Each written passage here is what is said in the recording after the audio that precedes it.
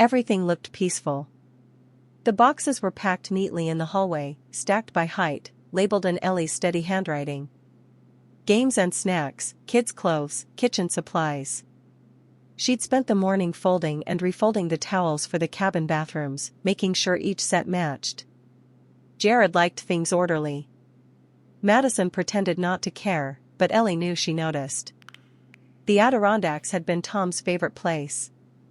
He used to call it God's attic, cool, hushed, filled with pine and memory. The last time they'd gone was the summer before his heart gave out. Jared had been 17, all legs and sarcasm, paddling through lily pads with his earbuds in. Ellie remembered standing on the dock back then, watching Tom pour coffee from the dented thermos they still kept in the garage. That same thermos now rested in the kitchen bag, clean and empty. This trip was supposed to be special. A full year of planning, of phone calls and lists and Madison's Pinterest boards. Ellie had offered to pay for the lakeside cabin, a quiet gesture, no strings. She booked paddleboarding lessons for the grandsons, even arranged a boat dinner to honor Tom on what would have been their 42nd anniversary. The day felt full. Full of tasks. Full of hope. Ellie was kneeling by the closet, tucking spare sandals into the boys' overnight bags, when she heard them, Jared and Madison, in the hallway. Their voices were low, meant for each other. But the words slipped through the crack of a slightly open door. "I just don't want her there the whole time," Madison whispered. "It's supposed to be our family trip." There was a pause. Jared didn't say anything. The silence was agreement enough. Ellie kept her hands busy, adjusted a zipper, retied a string, but something inside her chilled. Not broken. Not yet. Just colder. Like someone had turned the light down in a familiar room. She zipped the bag and stood slowly, smoothing the front of her blouse with quiet precision. Nothing was said. Nothing was confronted. But in that moment, a small door inside her began to close.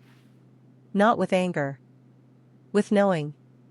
The next few days passed like a quiet rehearsal for an exit no one had officially announced. Ellie stayed busy. She double-checked the cabin's kitchen inventory, made a list of who preferred what cereal, bought extra batteries for flashlights, and packed spare toothbrushes for the boys. She sent Madison a text about possible hiking trails, child-friendly, scenic. No reply. Just a heart emoji 3 hours later, which felt less like gratitude and more like dismissal. On the evening before their final planning call, Ellie baked a batch of oatmeal bars. Jared used to call them Mom's gold bricks when he was little, always stealing the corner pieces. She wrapped them in wax paper and packed them in a tin with a note. For the road. Love, Mom. It sat untouched in the fridge for days. During the next call, Madison steered the agenda quickly: car rental logistics, grocery lists, digital check-in times. When Ellie mentioned bringing board games the boys loved when they were smaller, Uno, camping charades, even a deck of alphabet cards worn soft from years of use, Madison said, "Maybe we'll keep things more modern this time. You know, like Switch or iPads." Jared didn't say a word. Ellie felt herself shrinking, word by word, into the corners of their lives. She wasn't being asked. She was being managed. Curated. Like a character in a play whose lines had been trimmed without notice. They still thanked her for things. Polite words. Practiced. Madison texted, "Thanks again for booking the paddleboarding." Jared emailed a quick, "Appreciate the help, Mom," when she sent the final itinerary. But the words floated in, sterile and hollow. Not one phone call. Not one "we're excited to spend time with you." When she mentioned setting aside a night to remember Tom, perhaps a small candlelit dinner by the lake, a few stories, his favorite meal, Madison replied, "We'll have to see how the kids are that night. Let's not plan too rigidly." And there it was again. The soft, steady distancing. One afternoon, Ellie stopped by their house to drop off extra bug spray and a few reusable water bottles. The boys were playing in the yard. She stood by the fence, watching them for a moment, before ringing the bell. Madison answered. barefoot, distracted, phone in hand. "Oh," she said. "Hey, Ellie. We're just heading out." Ellie held up the bag. "Just dropping this off. Bug spray and some extras for the cabin." Madison reached for it, barely glancing inside. "Perfect. Thanks." Behind her, Jared walked through the hallway, carrying a cooler. He didn't look up. Just said, "Hey, Mom," like she was the UPS driver. Ellie smiled anyway. A small, tired smile that didn't quite reach her eyes. On the drive home, the silence in her car felt louder than it had in weeks. She kept the radio off. Let the engine hum carry her.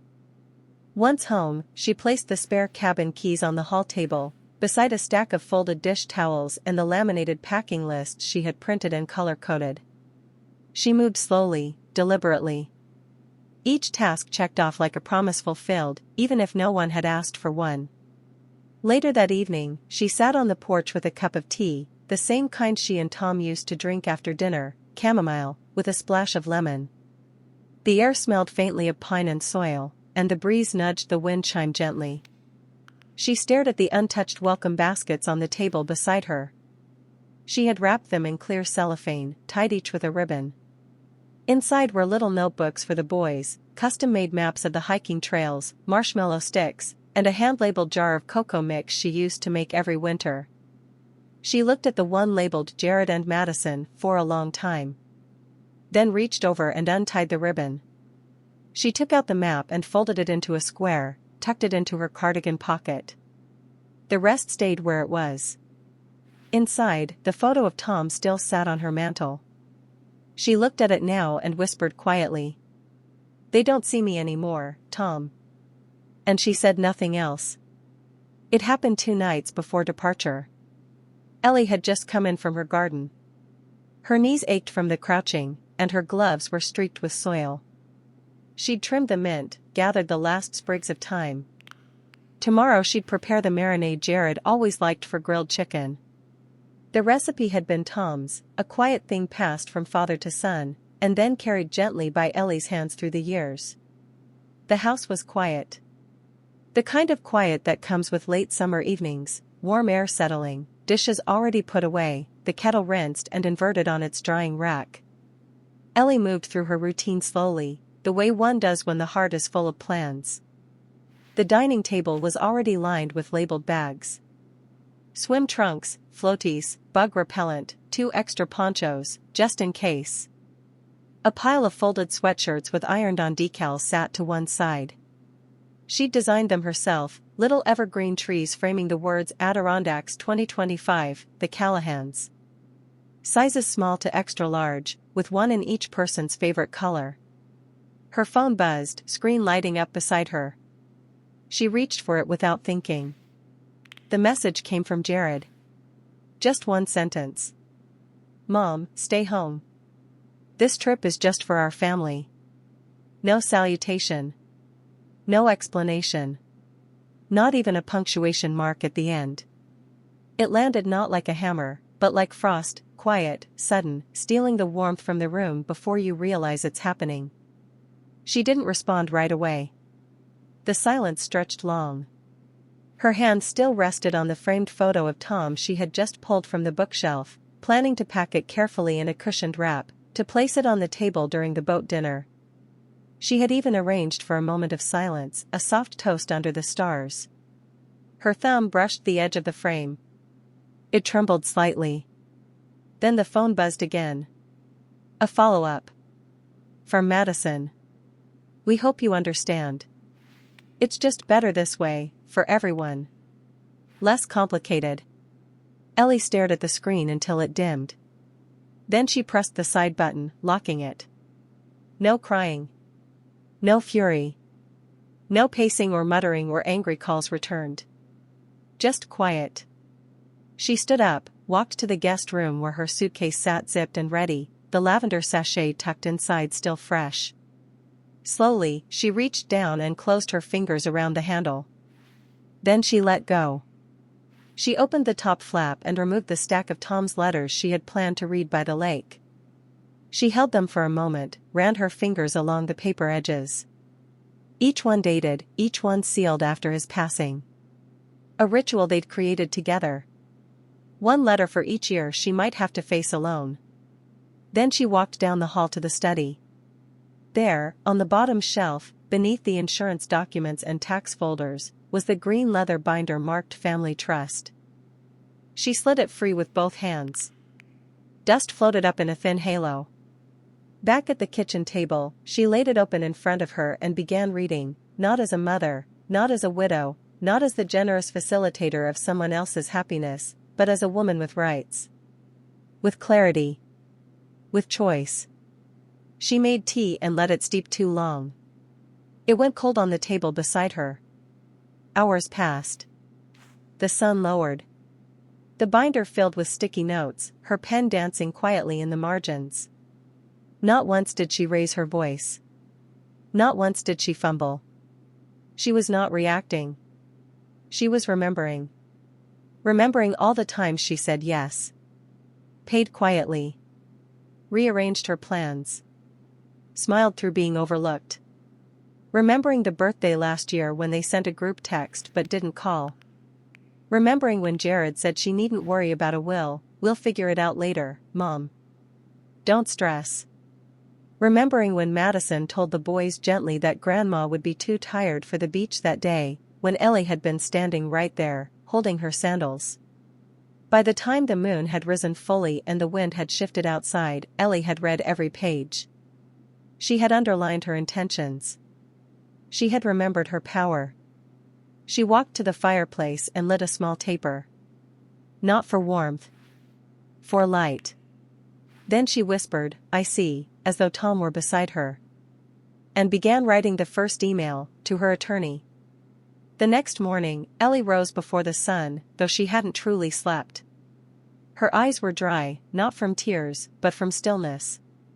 The kind of stillness that settles when you're no longer waiting to be chosen. The kettle hissed low and steady on the stove as she stood barefoot in the kitchen, holding a chipped mug between both hands. Tom's mug. Faded script along the side, first to wake, last to complain. She didn't check her phone. Didn't open the blinds. She sat at the table in her cotton house robe, the binder still open in front of her, its edges softened from the night before.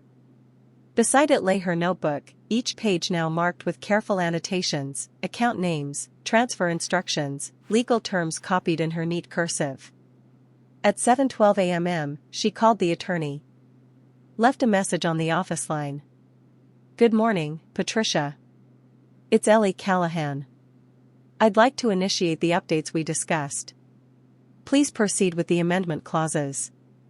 Remove Jared as successor trustee, effective immediately. I'll come by Monday to finalize with a notary." She hung up. Didn't say goodbye. She wasn't in the mood for gentle endings. The house was quiet. Her slippers made no sound as she moved from room to room, picking up loose items, straightening picture frames. She paused at the hallway shelf where family photos lived.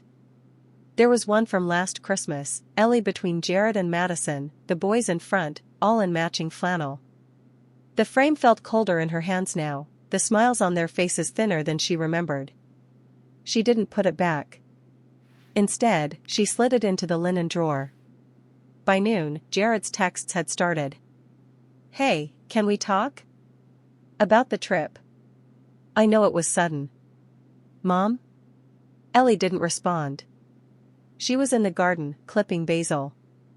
The sun warmed her back, the soil soft beneath her nails. The mint had started to flower, something Tom always said was a sign of summer's turning. By evening, her voicemail was full. "Mom, the kids are excited. We didn't mean to. Just call me. Please." She brewed more tea. Lavender this time. Calming. Then she moved to the den and opened the cedar chest. Inside were Tom's last notebooks. She hadn't read them in years. Just seeing his handwriting again felt like inhaling a long-forgotten season.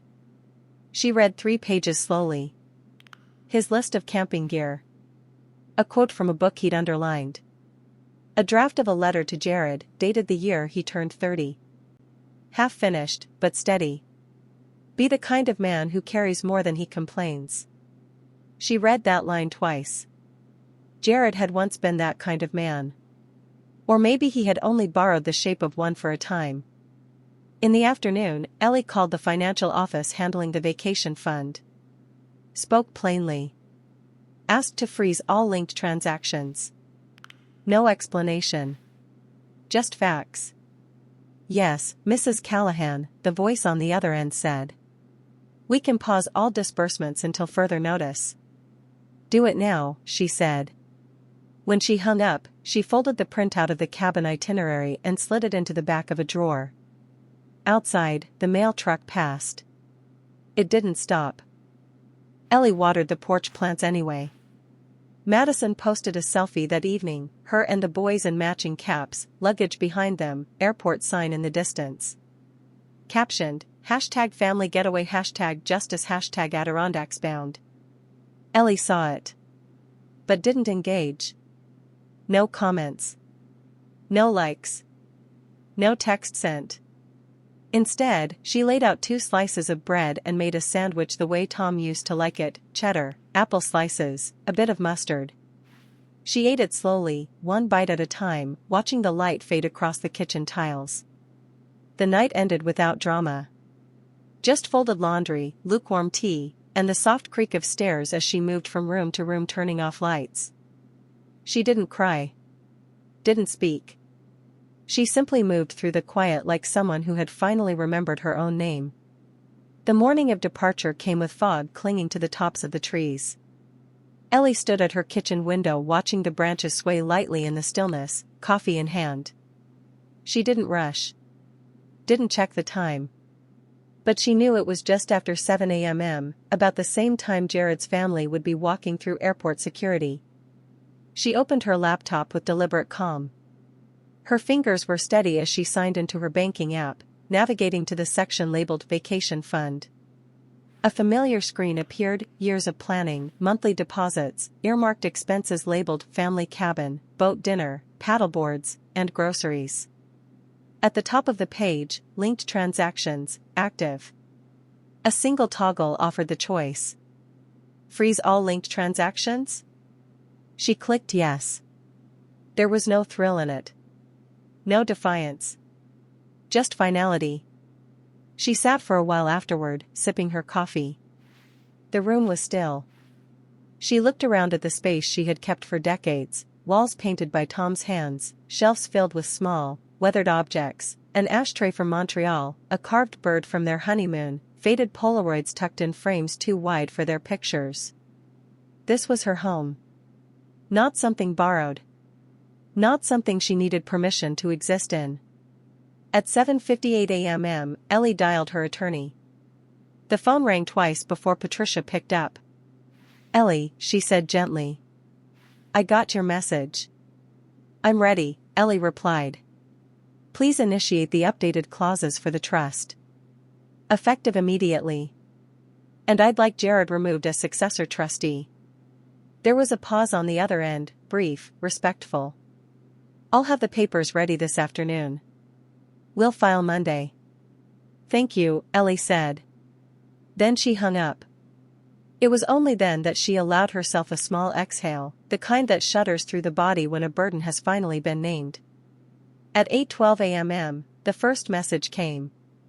Madison. Ellie, did something happen to the account? Our rental car is being declined. She didn't reply. A minute later, another ping. Madison again. Can you please check the cabin reservation?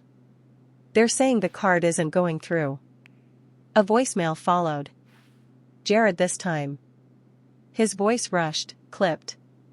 Mom, the kids are here, we're standing in line. Can you just unlock it? We're already behind schedule. This is embarrassing. Ellie muted her phone. Then she turned to the stove and made pancakes. The batter sizzled quietly, the room filling with the smell of browned butter and vanilla. She ate slowly, poured herself another cup of coffee, and opened the small notebook Tom had once used to track fishing trips. The ink had faded in some places, but each entry was dated, precise, his handwriting always steady. She read about a week in the Adirondacks, 20 years ago. Jared had caught his first trout. Tom had written, Ellie cried. Not from pride. From something else. The way the boy looked at her. Like she was the whole world. She closed the book gently. By 10:24 a.m., her inbox had 5 unread emails. All from Jared. All titled some variation of please call. She didn't open them. Instead, she went outside to water the roses. The rest of the day passed without urgency. Ellie organized the linen closet, paid the water bill, then took a short walk to the post office. She sent a birthday card to her cousin in Spokane, the envelope sealed with a pressed daisy from her garden. She stopped by the market, bought a small wedge of Gouda, a jar of fig jam and a baguette. Not for guests. Just for herself.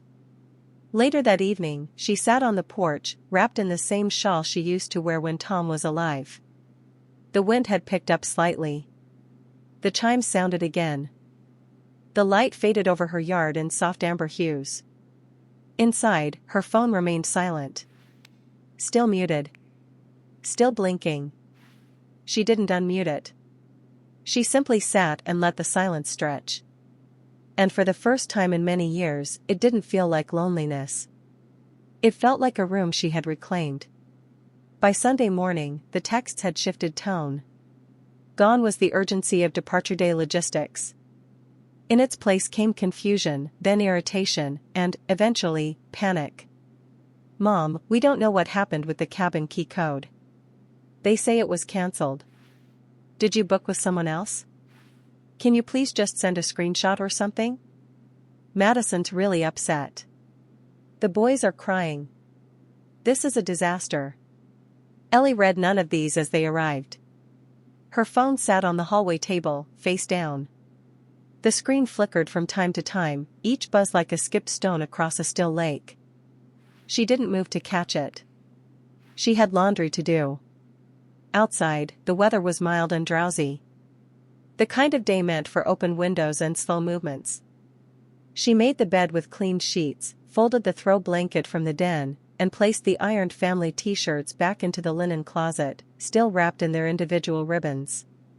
She kept the one marked Ellie, medium, evergreen, for herself. By noon, voicemails came in rapid succession. First Jared. I don't understand why you're doing this. Just call me. Then Madison. We're trying to salvage what's left of this trip. Please stop making it harder. Later. I didn't mean it that way, Ellie. It was just supposed to be time for us, and we didn't want you to feel like the odd one out. Ellie sat on the porch reading a worn paperback copy of A Room with a View. She sipped iced tea with a slice of lemon, the condensation forming a soft ring on the side table. The afternoon hummed with quiet resolve. By evening, the tone of Jared's messages had shifted further. I just checked my bank alerts. Did you remove me from the trust? Tell me this is temporary. Mom, please don't do this. Can we talk? Ellie opened the binder again. Her lawyer's email had come through, confirmation of submitted revisions, new trusteeship arrangements, and a brief summary of succession changes. She read each line like a closing chapter. Not with haste. Not with regret. Later that night, she prepared dinner for one. Roasted vegetables, a small piece of salmon, and a glass of wine. She ate slowly, without distraction. She thought about Jared's last birthday. How she'd arranged a catered backyard dinner. Rented space heaters when the forecast dropped suddenly. How Madison had forgotten to thank her until Ellie prompted her gently on the ride home. She thought about the photo Jared had posted that night, captioned, "Another year, another reason to celebrate family." Ellie's face wasn't in the photo. She had taken it. On Monday morning, a call from the vacation rental company came in. Mrs. Callahan, this is just a courtesy confirmation that your reservation for cabin 12 has been cancelled per your instructions. Refund will be issued to the original card within 7 business days. Ellie thanked them kindly and hung up. At 11:18 a.m., another text from Madison. We had to get a hotel near the lake. It's tiny. Kids are miserable. This isn't what we planned. Still no apology. Just disruption. Just inconvenience. Ellie spent the afternoon writing letters. Not to Jared. Not to Madison. To herself. She wrote one to the version of her who once thought generosity guaranteed belonging. To the woman who thought showing up meant being kept close. She placed the letter in a drawer with Tom's notebooks. That evening, while Jared's family uploaded a filtered sunset photo, captioned "Making the best of it," Ellie walked her neighborhood loop, smiling faintly at a neighbor's dog and waving to a boy on a bike. She paused near a patch of wildflowers blooming at the end of a cul-de-sac. They hadn't been there last year. Purple and white, small but persistent. She knelt slightly, brushed her fingers along one. Beautiful, she whispered, and kept walking. At home, the blinking red light on the phone waited. Ellie walked past it. The silence felt like a room she had aired out. Like a home she had made livable again. 3 days after they left for the lake, Ellie was deadheading the zinnias when the knock came. Soft. Hesitant. Not the UPS driver, not the neighbor kid selling fundraiser chocolate.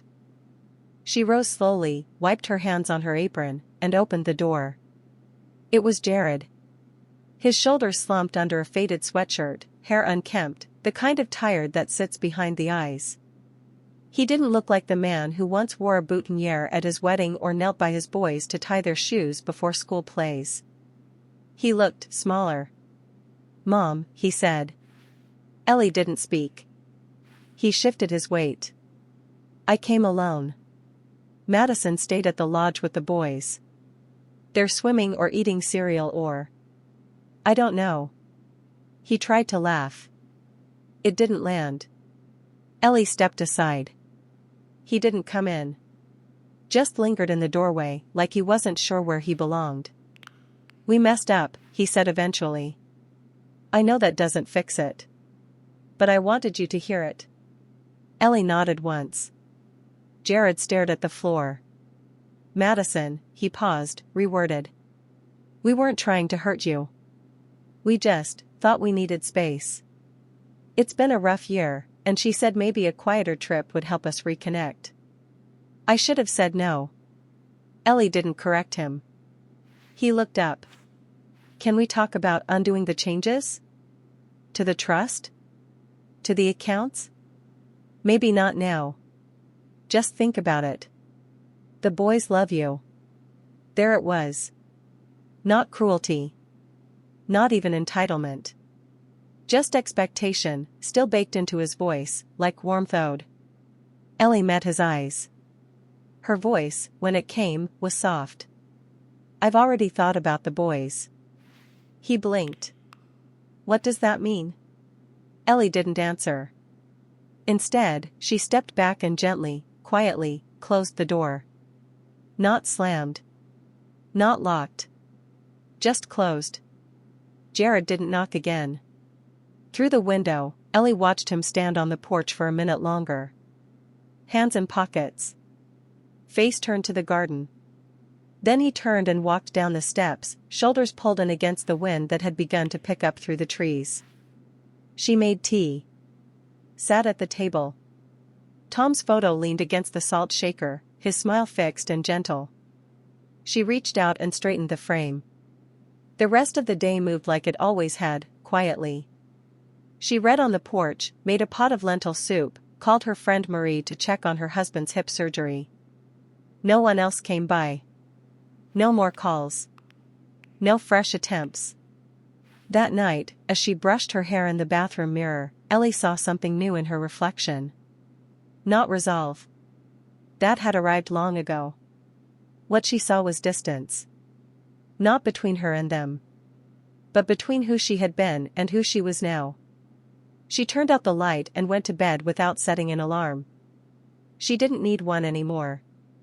2 weeks later, Ellie stood in a clearing in Oregon, the air crisp with the clean chill of pine. Her knees ached slightly from the morning hike, but she didn't complain. She never had. She adjusted the strap of her day pack and turned to look at the others, Joan, Lucille, Margot, and Bernice.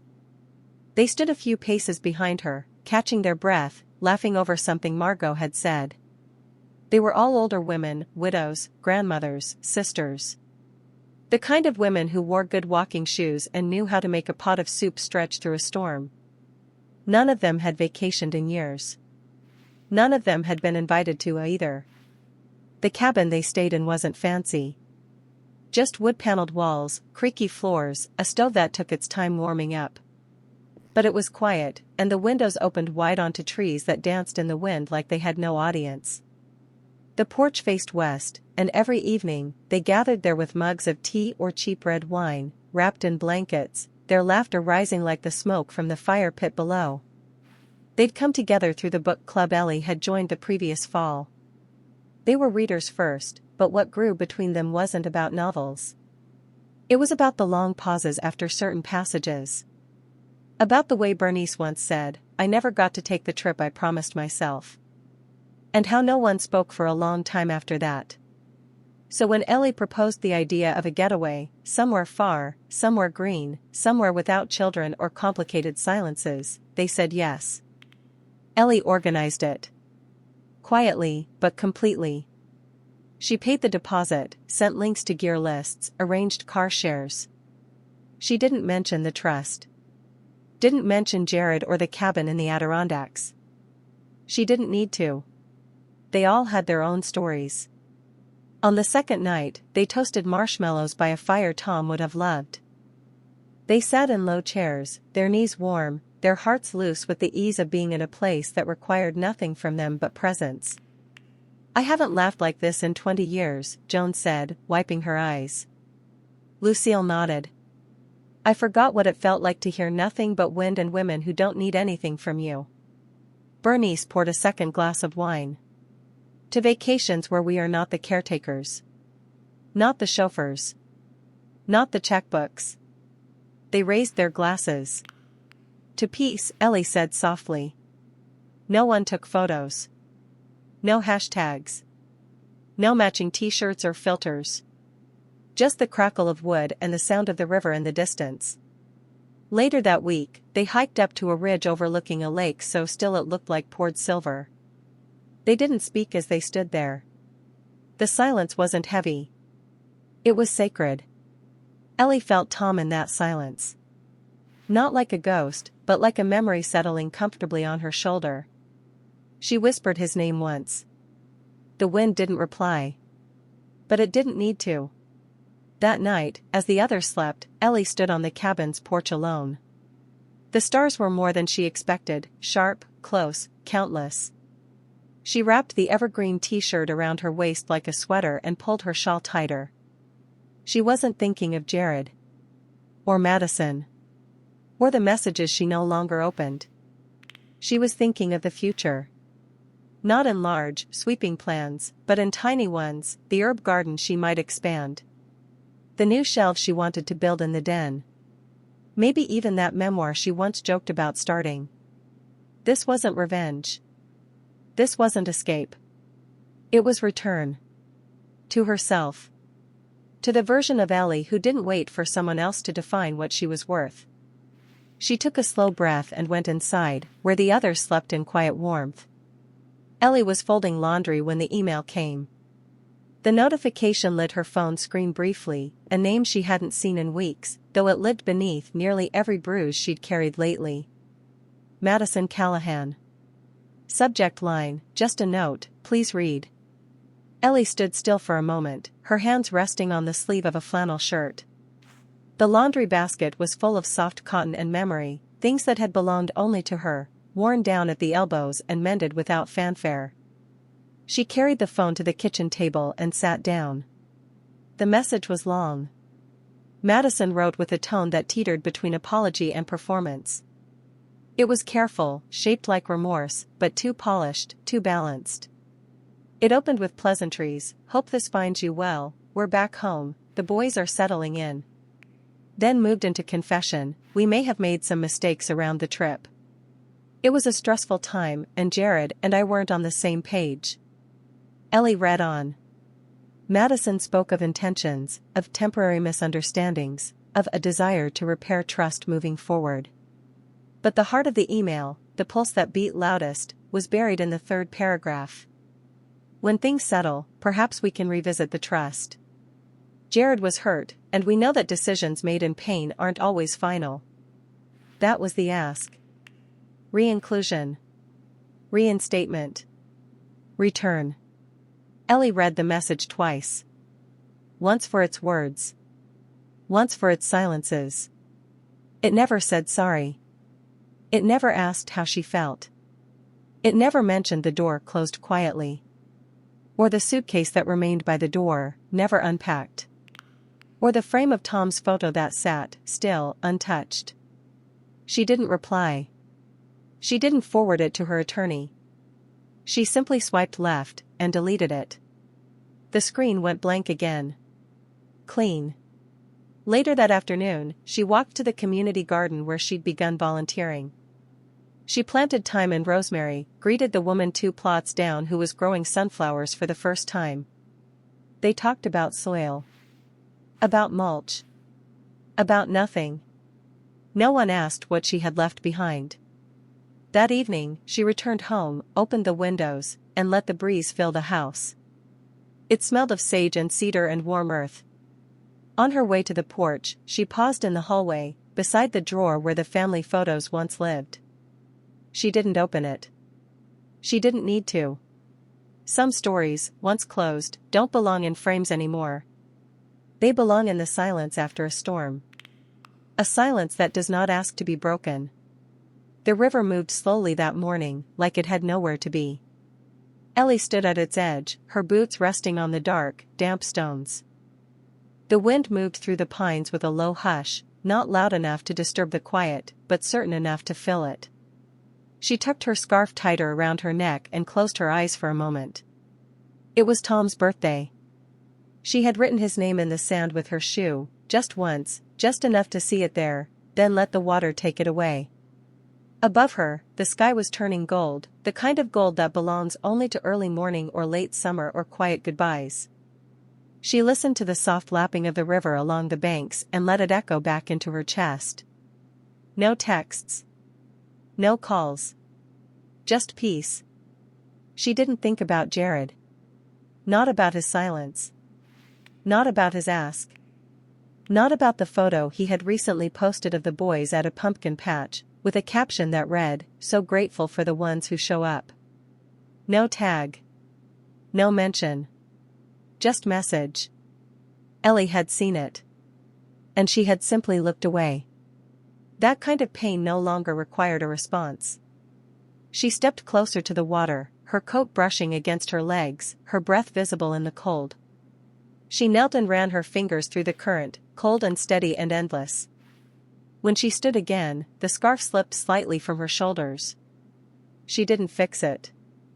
Behind her, the path led back through tall grass and pine needles, back to the rental cabin where no one waited for her. Where her thermos sat on the table.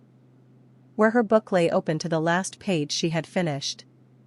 Ahead of her, nothing waited either. And that, finally, was freedom. She stood still for a long while.